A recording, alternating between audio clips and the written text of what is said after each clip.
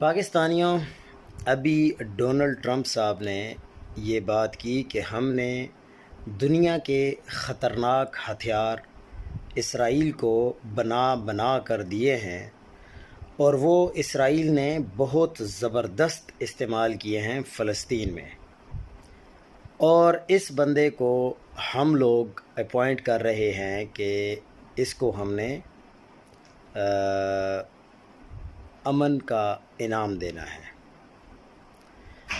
غزہ امن معاہدے کے پہلے مرحلے میں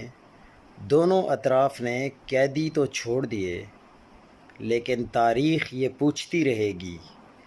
کہ جس نیتن یاہو نے پچھلے 2 سال میں 68,000 فلسطینیوں کو قتل کیا، کسی مسلم ملک کا کوئی سربراہ کسی عالمی فورم پر کبھی یہ مطالبہ بھی کرے گا